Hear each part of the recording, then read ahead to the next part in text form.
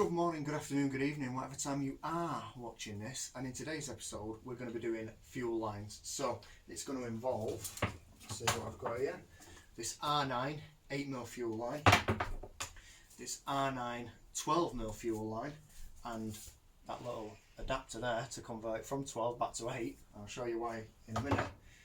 And also the Conifer / Cupro, whatever you want to call it. Is that 5/16? I think that's 5/16. So yeah, obviously running brand new fuel system. I am running an external fuel pump, and I'll show you what I'm doing in regards to that as well.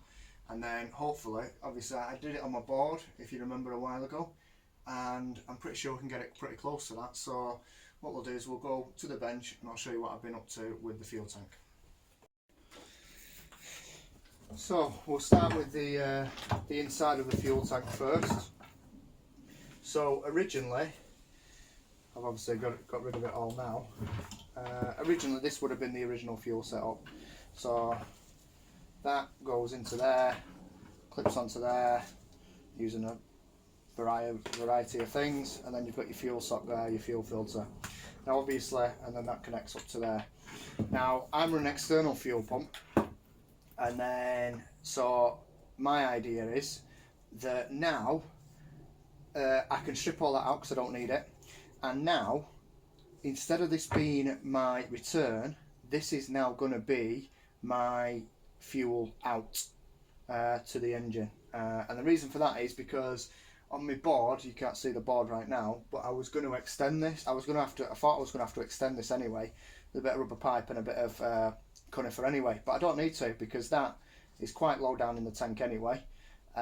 So yeah, because it's only as low, tiny. Yeah, it's about the same as what that would have been anyway for the original pickup, which is great. And then that can just be my return. I don't see any problems with that. It can just feed back in if need be. So what I've done here is obviously traced it up, and that's now my fuel out, and that is what the inside of the fuel tank will now look like.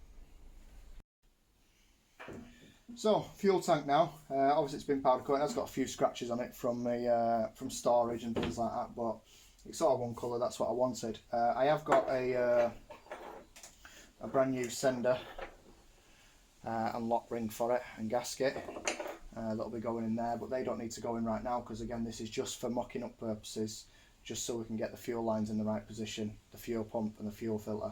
So what we're going to do now is we're going to take this to the back of the car, put this in, and then we can put the fuel lines in, fuel pump, everything like that can work around that. Right, so what we're doing here is, to save us trying to straighten this and work where we need to be, what we've done is we've used a bit of old welding wire, and we're actually going to trace this out. So we've run this a bit extra just to make sure. And then we're going to trace this all the way around, and then once we've got it to a point we'll cut that, and then we'll offer this in to see if it's right. And then what I'm going to do is I'm going to go speak to a place called Euro Hydraulics. I'll just get them to bubble the ends of these for me, just so when they go inside the fuel pipe, they'll obviously stay in with the clamp on. So that's what we're doing here. So we're just, like I say, just going to trace that all the way around to a rough point, cut it, and then we'll offer this pipe in. Right, so we've cut that down now to the rough size that we need to do. This is the hardest bit, is unrolling this without kinking it. It is quite thick though, to be fair to it, but Chris is just unrolling it there so we can feed it through, and hopefully, do you like our little bend there though? It's pretty sexy that, isn't it? Pretty happy with that.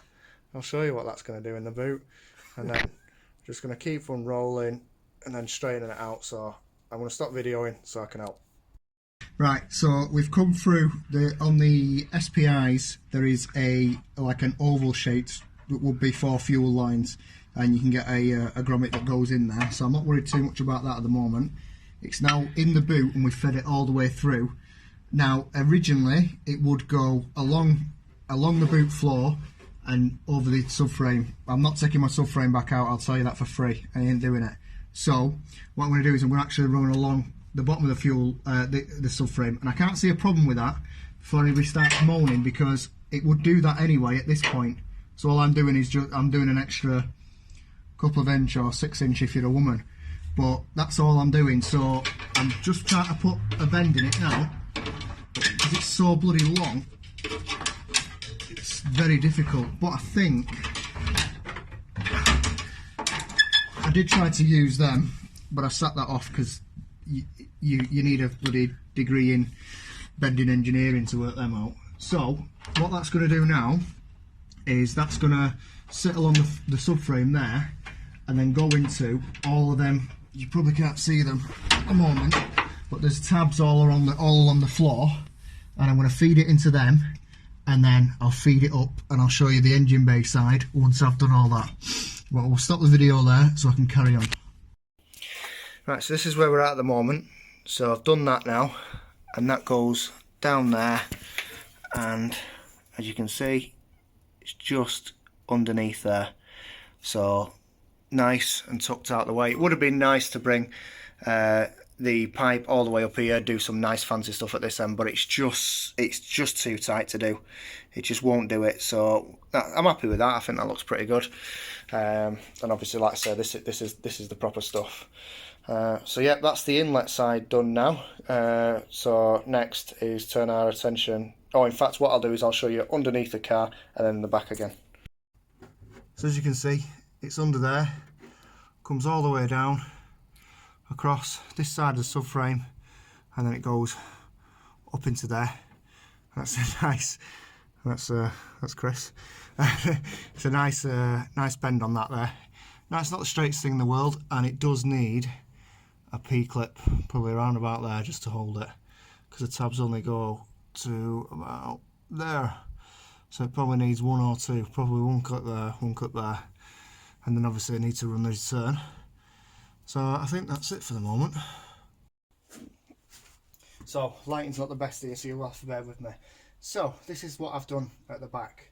So there's a from the out, which is what was the return, is now my out, to my Nissan Micra fuel filter, which then goes down into a joiner, because this side of the fuel pump is 12mm and the rest of the fuel system's 8mm. So I've got a reducer here, or an enlarger, whatever you want to call it. So it goes 8mm to 12mm. That's all I needed for the 12mm, but you had to buy a metre of it. Down into the fuel pump, and then down across there. And I do like this. I do like this little thing that me and Chris did here with the actual pipe bender when it worked. So yeah, so that is my fuel system mocked up. Now it's only just held in with self tappers here at the moment, so I'm going to drop all this lot out now. What I'll do is I'll drill these slightly bigger, and I'm going to use riv nuts. I think it's much nicer, and obviously when the seat bench is on it, if anybody sits, you know, mini rear benches aren't the thickest things in the world, are they? So I don't want anybody hurting themselves on the screws or anything, because it will have come through to the front. So that's the fuel system really.